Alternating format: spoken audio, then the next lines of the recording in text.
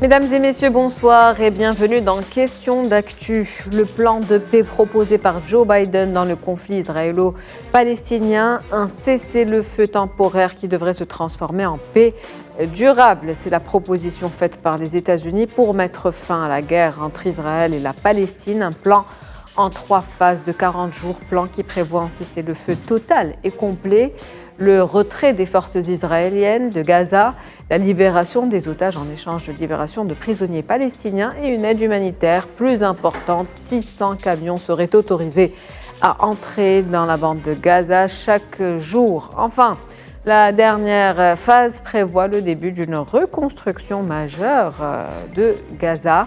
La diplomatie marocaine a qualifié d'importantes les propositions faites par le président américain, le Maroc, qui appelle les différentes parties à adhérer à cette initiative. Peut-on enfin entrevoir une sortie de crise?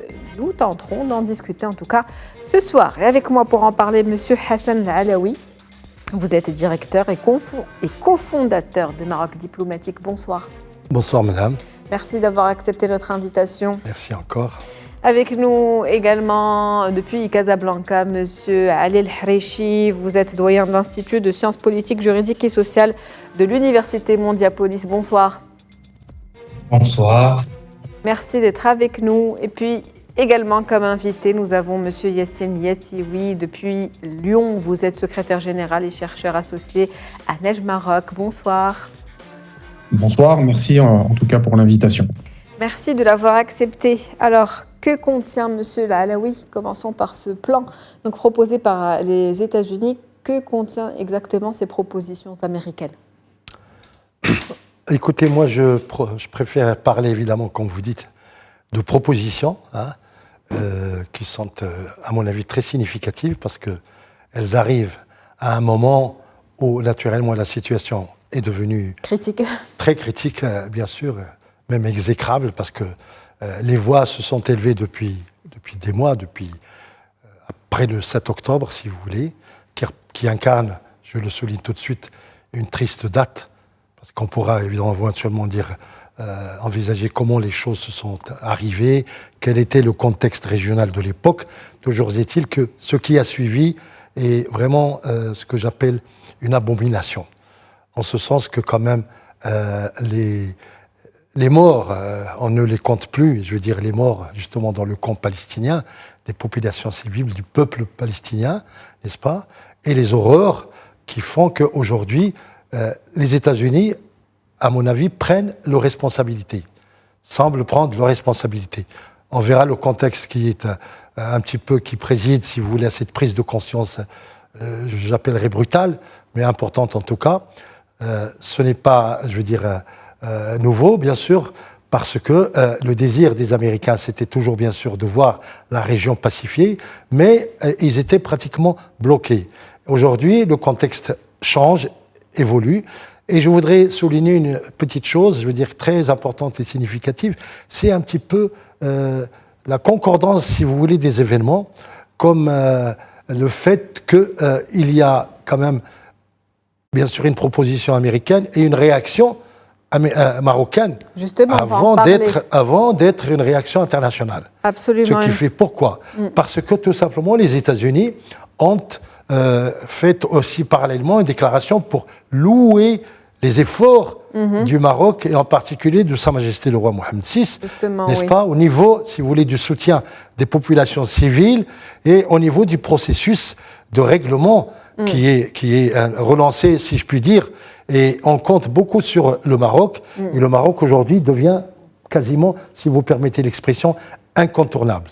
Rien ne pourra se passer, si vous voulez, j'exagère peut-être, mais rien ne pourra se passer de sérieux s'il n'y avait pas évidemment un début et une adhésion de pays arabes en l'occurrence, mais bien sûr après le Maroc qui a été l'initiateur, si vous voulez, globalement depuis des décennies. On peut remonter à loin. Le Maroc, c'est quand même un initiateur de la paix au Moyen-Orient. La preuve, c'est que Feu Hassan II était vraiment l'acteur majeur dans ce rapprochement qui pourrait évidemment rebondir de nouveau aujourd'hui avec une diplomatie, si vous voulez, douce et une diplomatie efficace que Sa Majesté Mohamed VI est en train de conduire. Donc le Maroc aujourd'hui, dans cette phase, est incontournable. Et l'hommage que M. Biden et la Maison-Blanche et toute l'Amérique rend au roi du Maroc, pour moi, c'est très important. De la même manière qu'évidemment le Maroc souligne aussi, adhère, si vous voulez, à l'initiative du président Biden et lui rend hommage à son tour. Voilà. Tout à fait, le Maroc, un acteur, on l'a bien compris, incontournable, un acteur engagé pour la paix, en tout cas, dans cette région. Monsieur El Harechi, justement, il y a eu cet entretien téléphonique entre Nasser Bourita et Anthony Blinken. Le Maroc, comme vient de le dire Monsieur Alaoui, comme j'ai dit en préambule, a réagi à ce plan proposé par Joe Biden. Le Royaume qui a souligné l'importance de ces propositions et qui a appelé donc les parties prenantes à suivre cette initiative. Comment parvenir, selon vous, à une adhésion commune de ce plan ? Tout d'abord, il était temps qu'un cessez-le-feu arrive à Gaza, et comme a dit mon ami Hassan Alaoui, avec tout ce qui s'est passé depuis le 7 octobre, avec tous ces morts, tous ces décès, il fallait que cela s'arrête. Parce que le monde, on l'a souvent dit à un certain moment, est-ce que la communauté internationale était muette et silencieuse face à ce qui se passe, à un massacre de civils. Enfin, alors aujourd'hui, oui, ce cessez-le-feu, il est d'une importance et ce plan, il est très important. Vous l'avez bien dit, il se décline en 3 phases. Maintenant, le Maroc, en tant qu'État, oui, incontournable, en tant qu'État faiseur de paix, en tant qu'État qui acquiert l'attention et la confiance, je dirais, de la communauté internationale, dans ce sens-là, c'est-à-dire comme acteur, peut aller pour être aussi sur la table, je dirais, et même avec une diplomatie douce, convaincre les 2 parties pour trouver une solution qui met fin à ce que nous voyons, qui met fin à cette abomination, qui met fin parce qu'il n'y a pas d'autre solution. La guerre ne donnera pas de vainqueur, si vous voulez, ou de vaincus, mais il donnera surtout des décès de civils, et cela ne peut pas continuer. Donc, aujourd'hui, il y a donc l'action du président américain qui a appelé à ça. Il y a l'adhésion du G7. Il y a du côté du Maroc, c'est-à-dire une adhésion qui est unilatérale en dehors du contexte international, qui adhère et puis qui travaille aussi sur ce plan de paix et comment y arriver. Maintenant, il faut convaincre parce que il y a 3 choses. Il faut d'abord un cessez-le-feu, c'est-à-dire que l'armée israélienne se retire de Gaza. En contrepartie, il faut libérer les otages israéliens qui sont à Gaza. Il y a aussi une demande de libérer aussi des prisonniers palestiniens donc dans les prisons israéliennes. Et enfin, il faut reconstruire. Reconstruire, cela va prendre beaucoup de temps. On comptabilise aujourd'hui plus de 100 000 logements qui ont été touchés ou démolis. Presque plus de 55% des habitations à Gaza sont touchées. Donc, la première phase, c'est d'abord être d'accord, avoir un accord des 2 côtés d'arrêter, c'est-à-dire du côté israélien, de l'armée israélienne, d'arrêter c'est-à-dire d'arrêter de tirer, de faire la guerre encore à Rafah, puisque c'est surtout à Rafah qu'ils sont aujourd'hui. Et d'un autre côté, il faut que Hamas ou l'autorité palestinienne, parce que là, il faut voir du côté israélien, ils ne veulent pas, c'est-à-dire pour eux, Hamas ne doit pas intervenir dans ces accords de paix. C'est plus avec une autorité palestinienne. Peu importe l'autorité qui va intervenir, c'est des Palestiniens. Il faut que les otages qui sont à Gaza soient rendus donc à Israël. Et à partir de là, je pense qu'un plan international de reconstruction. Il est très difficile de reconstruire, ça prendra beaucoup de temps et ça demandera beaucoup d'argent et de financement. Bon, bien sûr, au début, vous avez parlé de 600 camions qui vont rentrer, c'est-à-dire de nourriture pour alimenter pour ces populations qui sont vraiment isolées. Mais après, il faut reconstruire parce que il faut avoir de l'eau, il faut avoir beaucoup de choses, c'est-à-dire revenir à la vie normale. Et cela va prendre malheureusement beaucoup de temps. Mais j'espère que cette fois-ci, cette guerre va s'arrêter une fois pour toutes. Une reconstruction qui va donc prendre beaucoup de temps, on l'a bien compris. Cela commence d'abord par un accord et donc une entente entre toutes les parties concernées. Monsieur Liatioui, en quoi le soutien aujourd'hui du Maroc à cette initiative américaine est important pour les États-Unis ? C'est un soutien important pour les États-Unis parce que le Maroc est historiquement un partenaire privilégié des États-Unis. Il ne faut pas oublier que le Maroc est le premier pays de l'histoire à avoir reconnu les États-Unis à la fin du XVIIIe siècle, que la première délégation diplomatique américaine a été installée à Tanger, donc au Maroc. Et c'est un partenaire tout simplement historique et respecté par les États-Unis parce que le Maroc, de par sa stabilité, de par son aura, que ce soit sur le continent africain, au sein également du monde arabe, mais aussi auprès de l'Occident, de par sa position géostratégique très privilégiée, montre que les États-Unis ont besoin d'un Maroc constant, solide, pertinent au niveau de la table des négociations. Et Sa Majesté le roi Mohamed VI également a un rôle privilégié au sein de la Palestine et au sein du Proche-Orient, de par sa présidence du comité Al-Quds, qui permet aussi une sauvegarde du patrimoine culturel musulman au sein de Jérusalem et au sein même de l'ensemble du Proche-Orient.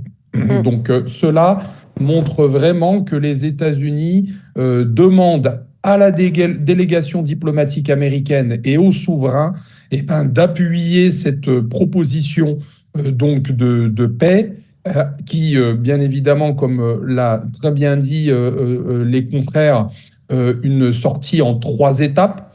Et cette sortie en 3 étapes, le Maroc aura son rôle à jouer de par son expertise, de par sa diplomatie et de par également ses qualités logistiques.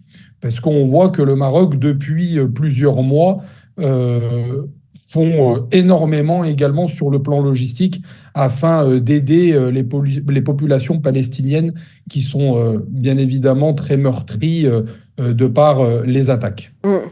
Un Maroc, vous l'avez dit, constant, solide et pertinent. Monsieur Al-Alaoui, vous l'avez dit tout à l'heure, également les États-Unis ont exprimé leur gratitude à Sa Majesté le roi Mohamed VI pour son implication, pour son engagement fort, également pour les aides qui ont été envoyées à la bande de Gaza. Je vais rajouter 2 points. Également au plan de paix, oui, allez-y. Le Maroc, c'est bien sûr le premier pays qui a reconnu la petite république américaine en 1787, 88, 89, n'est-ce pas ?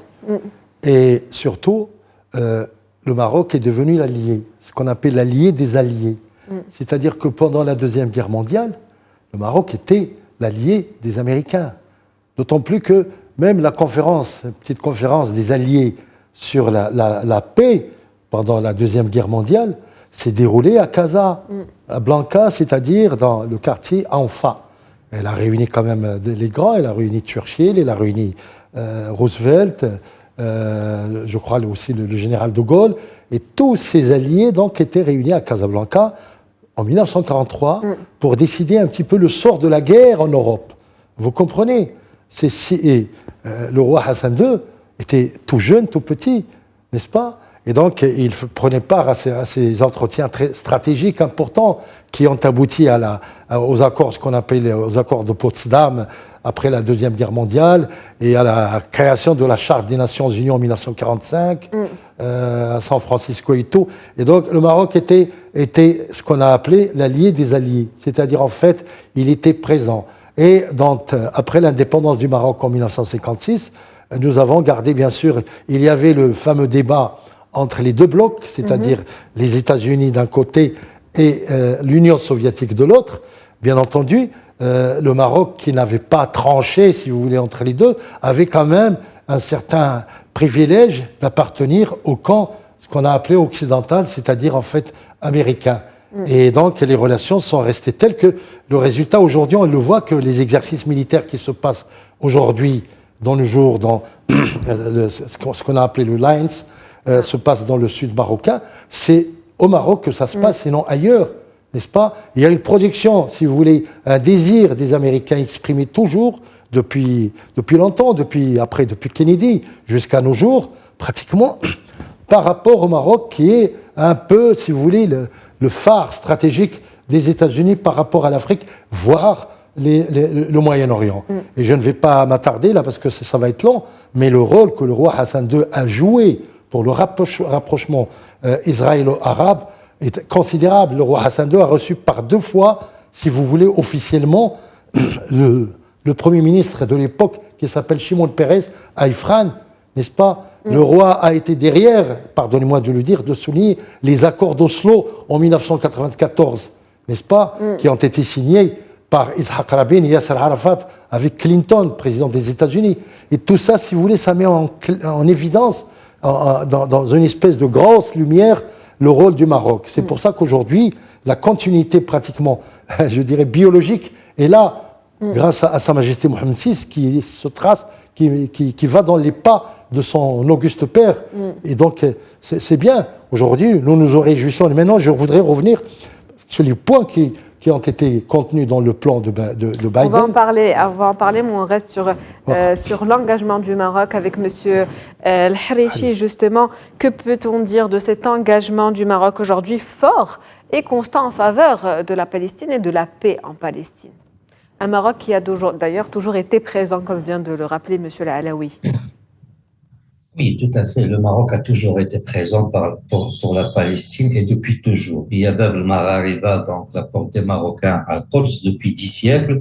Et si on parle maintenant du temps contemporain, le Maroc a été toujours présent. En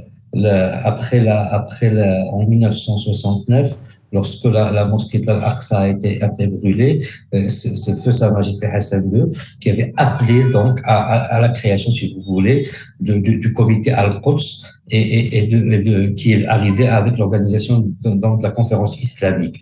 Et ce comité Al-Quds et avec cette section Beit el-Mer qui prend en charge une grande partie de la vie des Maqdisi, que ce soit l'éducation, que ce soit la santé, que ce soit le social, et ce depuis la fin des années 60 du siècle passé. Donc le Maroc a toujours été présent, et aujourd'hui c'est Sa Majesté le roi Mohammed VI qui préside ce comité, et nous avons vu les actions du Maroc, non pas seulement au moment de cette guerre qui dure depuis le 7 octobre, mais bien avant. On ne peut que rappeler, par exemple, l'aéroport de Gaza qui a été malheureusement détruit, qui est un très joli aéroport qui a été construit par le Maroc, les hôpitaux, on se rappelle des hôpitaux de campagne qui vont à Raza, c'est-à-dire qui étaient à Raza lors la précédente attaque. Aujourd'hui, dans cette crise, le Maroc a accompagné, ce temps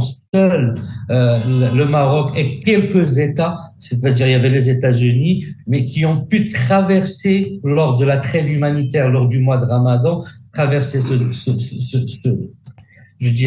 cette frontière donc de Rafah pour accéder et pour donner une action humanitaire effective pour la population de Gaza qui était en souffrance, des enfants qui étaient en manque de poudre de lait, en manque d'alimentation, des civils et c'était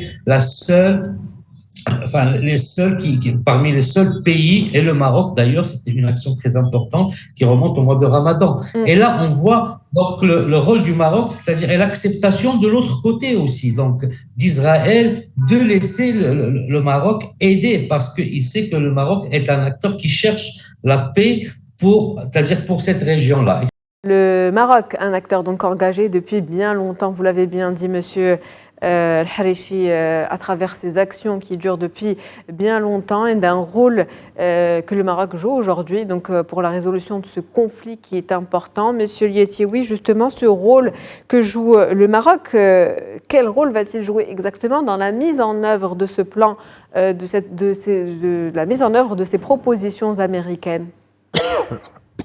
Le Maroc va être très important dans la deuxième étape. La deuxième étape qui sera bien évidemment la table des négociations, puisque la première étape sera un cessez-le-feu d'une quarantaine de jours qui sera installé afin de pérenniser un petit peu la région et de pouvoir ouvrir des négociations stables et sans heurts, et surtout sans conflit militaire et sans dégâts également pour le peuple palestinien.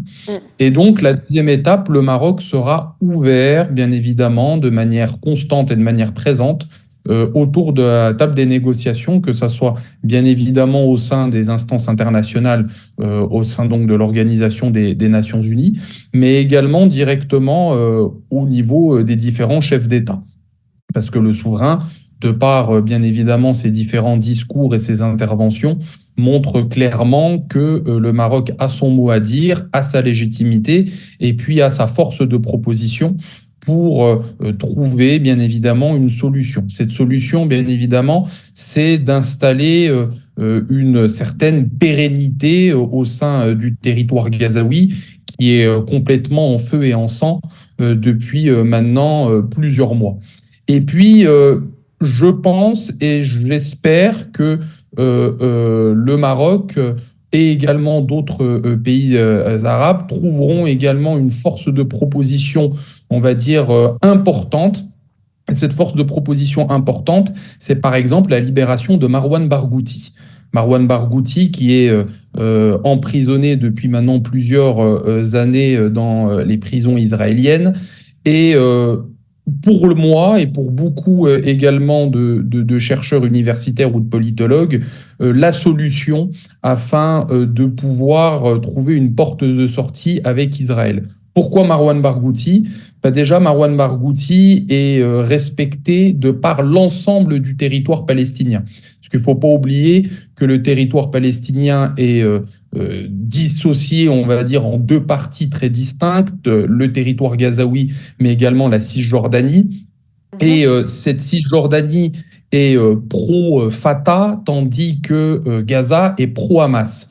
Et dans donc cette lutte partisane, il est très difficile de trouver un point d'entente et on va dire une figure et un homme providentiel. Et cet homme providentiel qui est respecté et par le Fatah et par le Hamas et Marwan Barghouti. Donc déjà, il y aura une unification de la société palestinienne autour d'un homme providentiel. Et Marwan Barghouti a également un énorme avantage, c'est qu'il parle couramment le hébreu. Donc, au niveau également de l'acceptation, au niveau des tables des négociations avec, bien évidemment, les instances politiques israéliennes, je pense que cette libération pourrait être vraiment une porte de sortie et une pérennité sur le moyen long terme, parce qu'il ne faut pas une sortie de crise pour qu'il y ait encore d'autres heures au cours de l'année 2024. Il faut vraiment trouver une solution à long terme pour qu'ensuite la troisième phase de cette proposition de paix américaine s'installe, c'est la reconstruction de Gaza. Et la reconstruction de Gaza, le Maroc aura également son énorme rôle à jouer de par ses qualités au niveau de l'ingénierie, au niveau des télécommunications, au niveau également de la reconstruction sur le plan logistique, sur le plan urbanistique et sur le plan également immobilier. Un rôle donc multidimensionnel que va jouer le Maroc justement pour la reconstruction de Gaza. Monsieur Alaoui, et justement... Non, il faut quand même soulever deux ou trois petites questions. Marwan Barghouti, il n'est pas très apprécié par le Hamas. Il faut le savoir, parce que c'est la tendance, comme a dit monsieur, la tendance modérée, c'est un intellectuel, c'est un héros, une figure de martyr, n'est-ce pas? Ça fait quand même presque des décennies qu'il est en tôle, comme on dit, pardonnez-moi l'expression. Et lui, évidemment, ce serait évidemment le consensuel, le rassembleur, si éventuellement. Mais encore faut-il que de l'autre côté, si vous voulez, du côté du Hamas, et bien entendu Hezbollah et de l'Iran, ils soient absolument acceptés. Et Israël, cela dépend d'Israël. Au sein même d'Israël, il y a quand même des résistances. Vous savez, vous avez le ministre des Finances et le ministre de la Sécurité nationale, qui sont donc, vous le connaissez leur nom, il y a donc Smotrich, et il y a l'autre, Ben-Gvir, et deux ou trois autres qui sont complètement opposés d'abord à cette réconciliation, entre guillemets, ou à ce rapprochement avec la Palestine.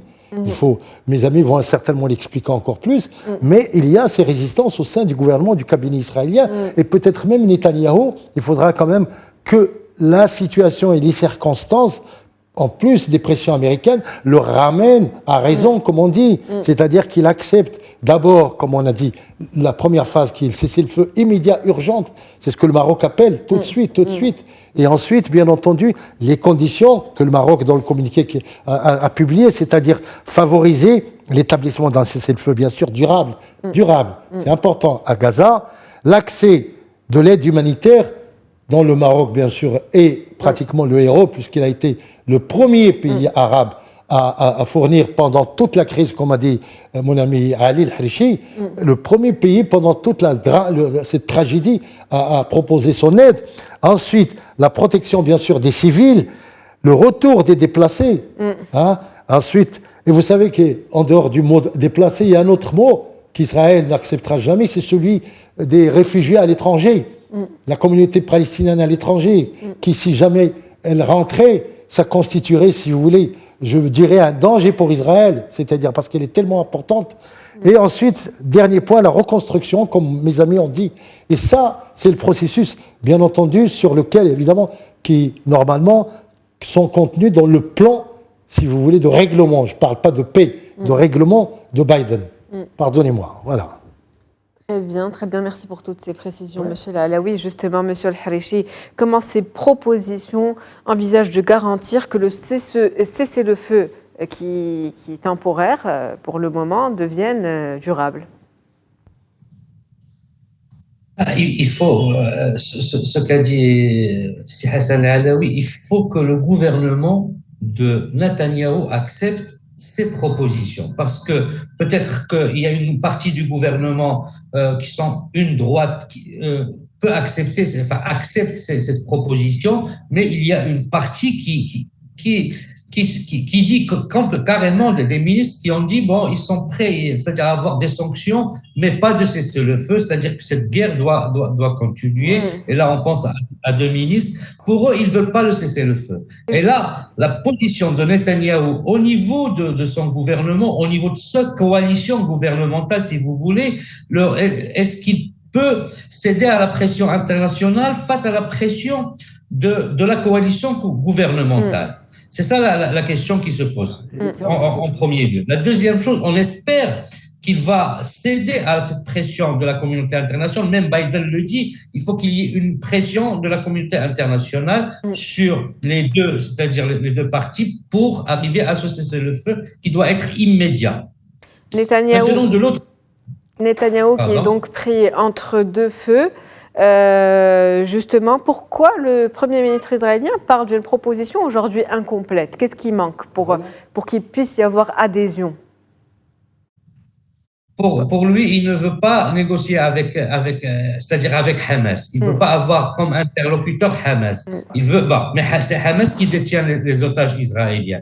C'est-à-dire, il veut avoir un interlocuteur de l'autorité palestinienne. C'est pour cela qu'au début, j'ai dit, peu importe, c'est-à-dire cette autorité palestinienne, que ce soit l'autorité qui existe aujourd'hui, mais nous savons qu'au niveau de Gaza, c'est après des élections, il y a des élections de 2005, 2006 et puis de 2008 qui ont donné Hamas au pouvoir, mais ces élections, ils sont loin derrière nous. Maintenant, c'est Hamas qui, si vous voulez, qui est l'autorité ou la force publique à Gaza. Et Netanyahou ne veut pas négocier. C'est Hassan Alaoui a bien souligné ce point-là. Et Israël ne veut pas négocier avec Hamas, mais c'est Hamas qui est concerné. En fait, c'est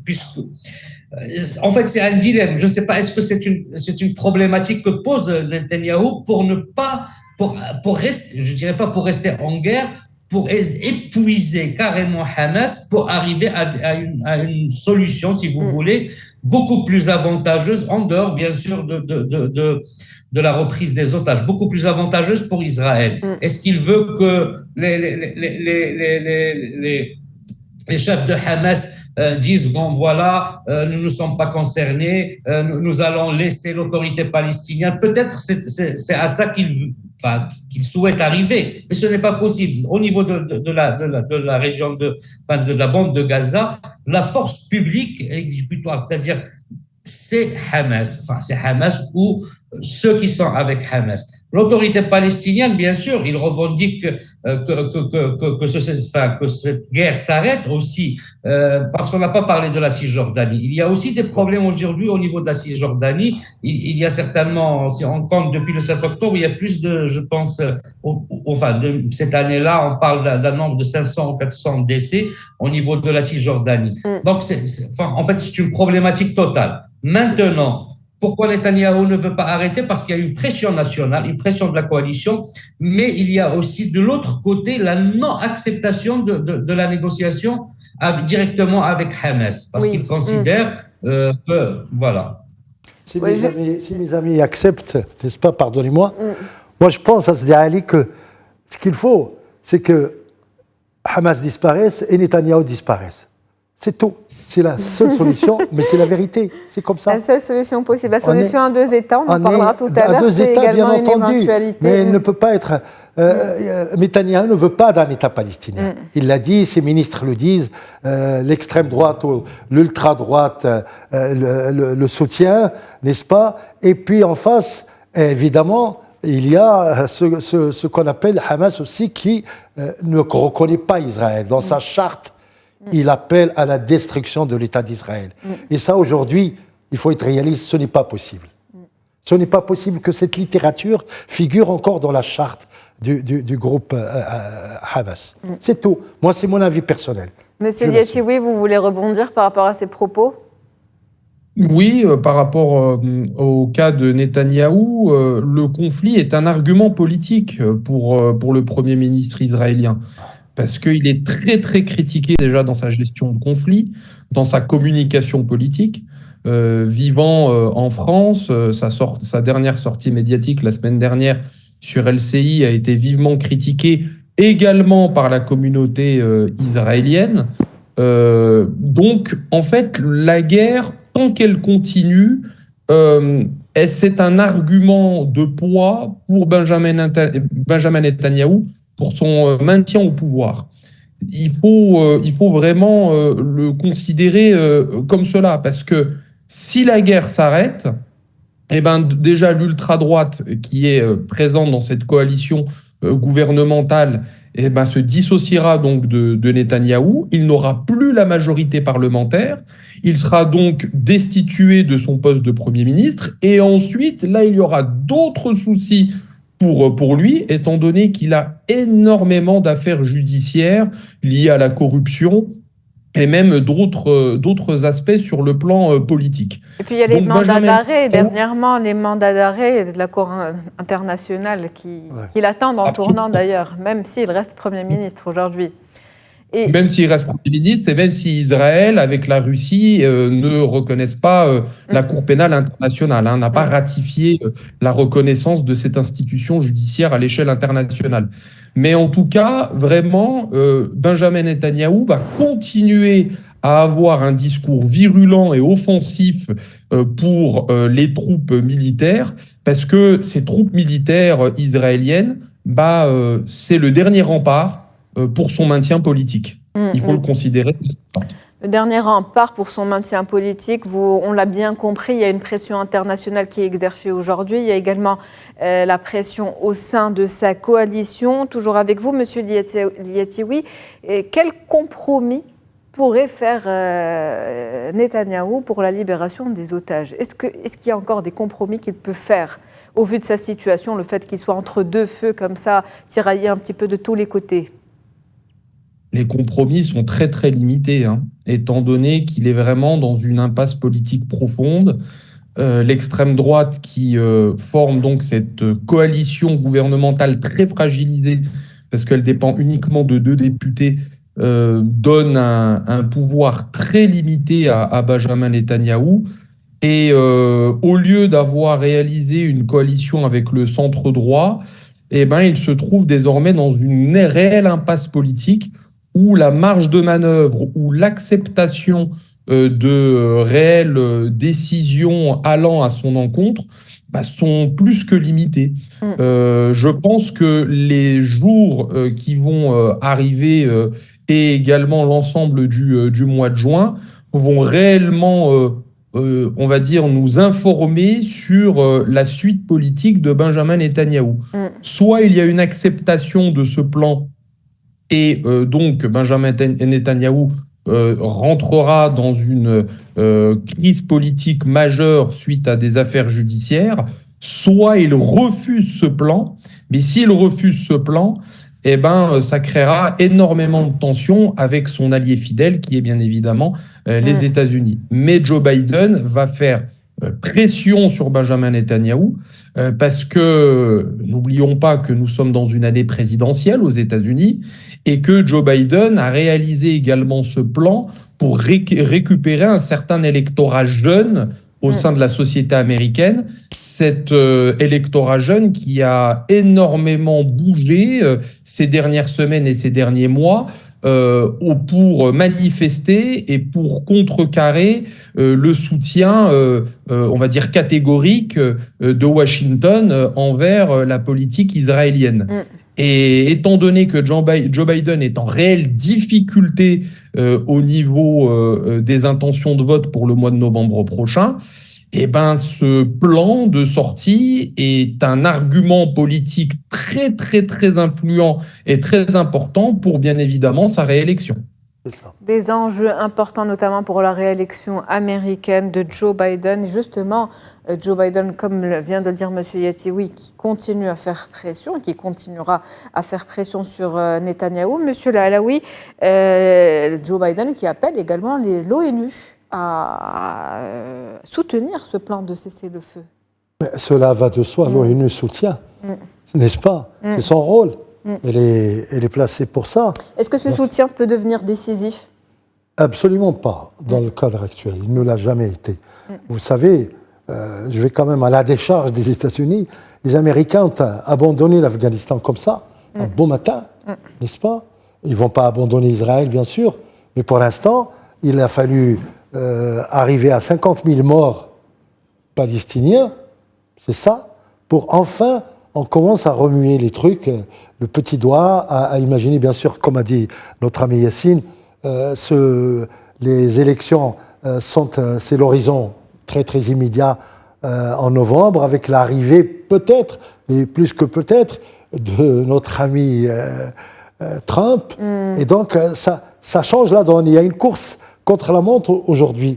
Et c'est pour ça que je disais tout à l'heure que le Maroc, qui n'a pas de parti pris, ni d'un côté ni de l'autre, je veux dire, au niveau des Américains, n'est-ce pas? C'est pour ça qu'ils souhaitent, c'est que les Américains souhaitent, évidemment, sont en train de rendre hommage à l'action, si vous voulez, de politique et géopolitique du Maroc. Et donc, ils espèrent que ça va, on l'a dit tous ensemble, ça va drainer et entraîner un petit peu la grande majorité, si vous voulez, des pays des Nations Unies, justement, pour soutenir ce plan.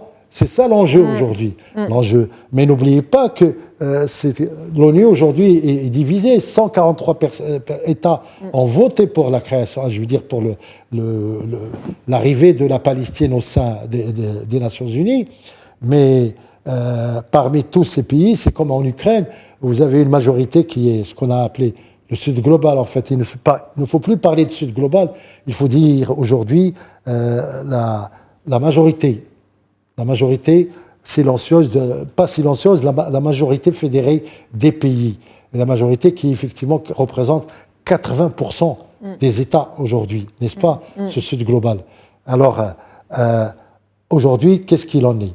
Il en est tout simplement qu'on ne connaît pas un petit peu la réaction des uns et des autres. Tous les pays, et chaque jour, nous le démontrent, pratiquement tous les pays, les 3 pays d'Europe, Norvège, Espagne et comment dirais-je, qui ont reconnu la Palestine, là. Norvège, l'Espagne et l'Irlande. Et l'Irlande. Donc, tous les pays sont en train de conjuguer leurs efforts, d'affluer vers, si vous voulez, une reconnaissance d'un État palestinien. Mais l'État palestinien, je le répète encore, aujourd'hui, c'est contradictoire. Israël, la droite israélienne, et surtout Netanyahou ne veut pas d'un État palestinien. Croyez-moi, c'est ça pour l'instant. Et si jamais on arrive à cette solution, entre guillemets, qui sera donc la création d'un État palestinien, il faudra au moins 5 à 6 à 10 ans pour qu'on y arrive. Rappelez-vous ce que je vous dis ce soir, je le dis. Une solution qui va prendre du temps, mais qui, on l'espère, va finir par venir. En 1994, on n'a jamais été aussi près, si vous voulez, avec Yasser Arafat, Bill Clinton, et Shimon Peres et Yitzhak Rabin, on n'a jamais été près de cette réalité de création de l'État palestinien. Et on a jubilé. Mais tout de suite après, on a déchanté. Pourquoi ? Parce qu'il y a un extrémiste qui s'appelle, je vais vous dire son nom, il s'appelle Baruch Goldenstein, en 1994, qui est parti, il a tué au moins une vingtaine de Palestiniens en pleine prière, et puis un autre assassin qui est allé trop droit vers le Premier ministre israélien, c'est-à-dire le plus pacifique des Israéliens, et il lui a tiré dessus. Et tout de suite, aujourd'hui, on subit, si vous voulez, toute cette dimension. Si bien qu'aujourd'hui, il ne faut pas oublier une chose, c'est quand même Netanyahou qui a créé le Hamas. Il faut le dire. C'est tout. Voilà. Effectivement, Netanyahou qui a soutenu à un certain moment le Hamas. Contre l'autorité palestinienne, comme l'ont dit nos amis. Voilà. Contre Mahmoud Abbas, qui est maintenant le pauvre, il est relégué. Et mon ami Ali tout à l'heure a soulevé le problème de la Cisjordanie. C'est vrai. Vous savez que le ministre de l'Intérieur de Netanyahou, qui occupe maintenant manu militari la Cisjordanie, est en train de fournir des armes, n'est-ce pas, aux colons israéliens pour qu'ils se défendent et qui leur demande, et à chaque fois qu'on tire sur des Palestiniens, n'est-ce pas, et la Cisjordanie, pourtant ce n'est pas Gaza, à chaque fois qu'on tue, eh bien, il se réjouit, il applaudit. Voilà, la Cisjordanie, c'est aussi, après Gaza, ça va être l'enjeu majeur. On espère en tout cas que la paix va pouvoir venir et qu'avec ces propositions, en tout cas, on va faire un premier pas en avant dans ce sens, n'est-ce pas, Monsieur El-Hareichi? Et avec justement l'ONU, on va reparler du rôle de l'ONU, du Conseil de sécurité qui doit proposer un projet justement de résolution pour soutenir le plan de paix, ce projet qui prévoit bien évidemment la solution à 2 États qui reste la solution la plus envisageable aujourd'hui. Quelles sont les attentes par rapport à ça? Oui, les attentes, c'est que le Conseil de sécurité... Aujourd'hui, on peut se dire, sincèrement, puisque c'est les États-Unis qui demandent cela, c'est tant mieux, puisqu'on va au Conseil de sécurité et c'est pas les États-Unis qui va faire un veto sur une proposition qu'il est en train de faire. Donc, c'est déjà un point très positif. Étant donné qu'on voit, c'est-à-dire la dernière résolution pour cesser le feu, il y a eu un veto des États-Unis et 2 abstentions. Maintenant, c'est les États-Unis, c'est le président américain qui demande, c'est-à-dire ce cessez-le-feu, un cessez-le-feu durable, pas seulement un cessez-le-feu humanitaire, mais vraiment durable. Donc, ce cessez-le-feu, les États-Unis, donc, on part déjà sur, on va dire, une note positive, puisque les États-Unis demandent. Et c'est là où et il a dit aussi, il faut qu'il y ait de la pression internationale sur les deux, enfin dire sur Hamas et sur Israël, c'est-à-dire Israël sur Netanyahou. Donc voilà une note positive sur laquelle on peut partir.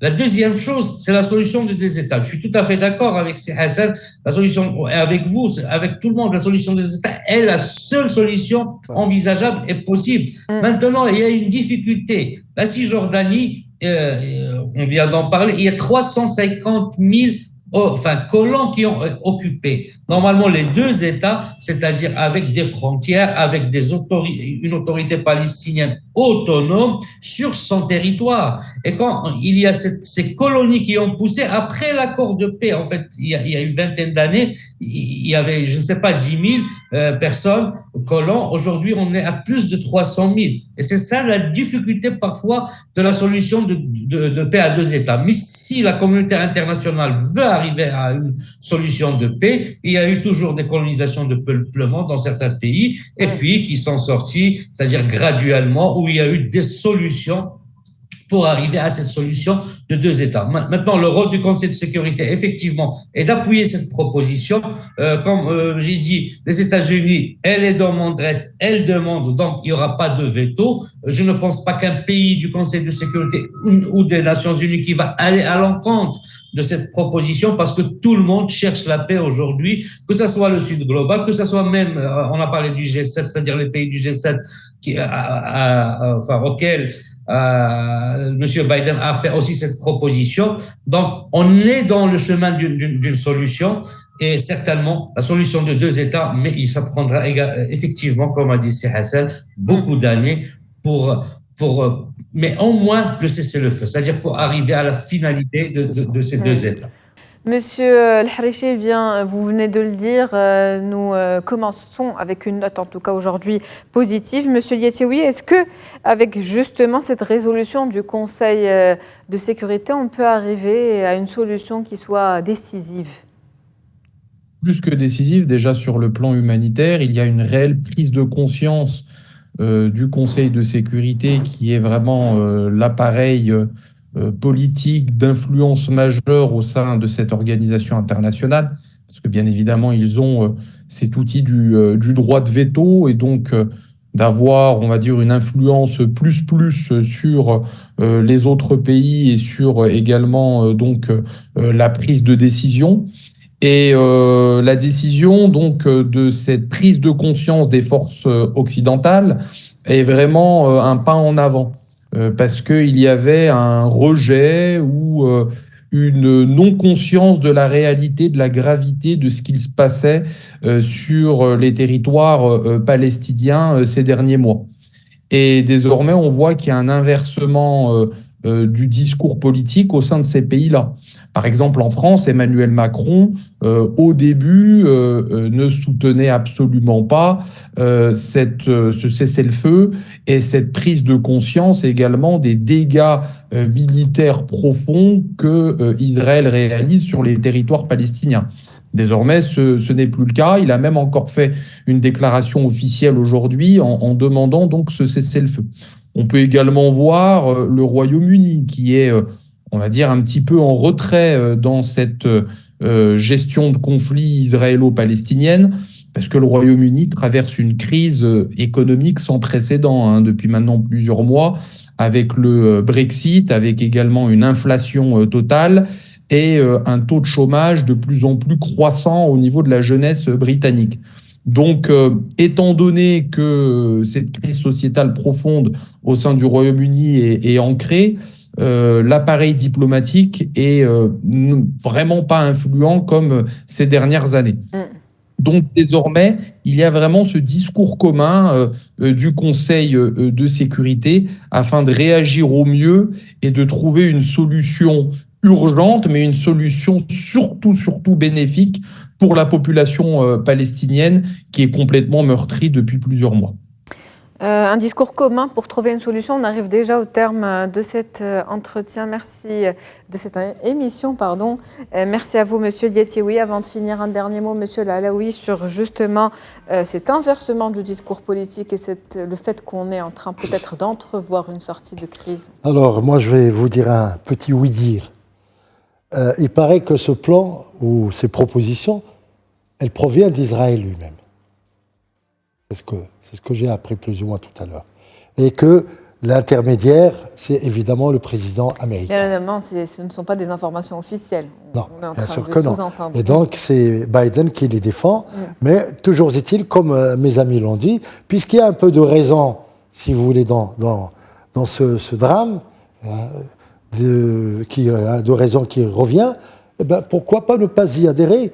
L'essentiel, c'est que les violences s'arrêtent, les souffrances du peuple palestinien disparaissent ou s'amenuisent ou se réduisent.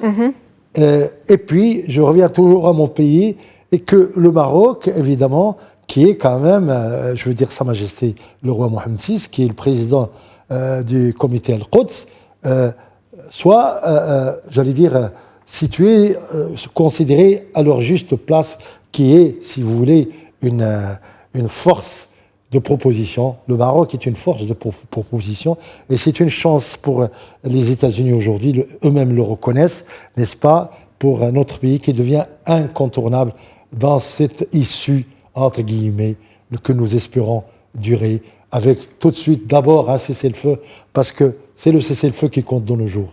C'est les souffrances du peuple palestinien. Le Maroc, force de proposition et acteur incontournable. Voilà. Un dernier mot, Monsieur Hreichi.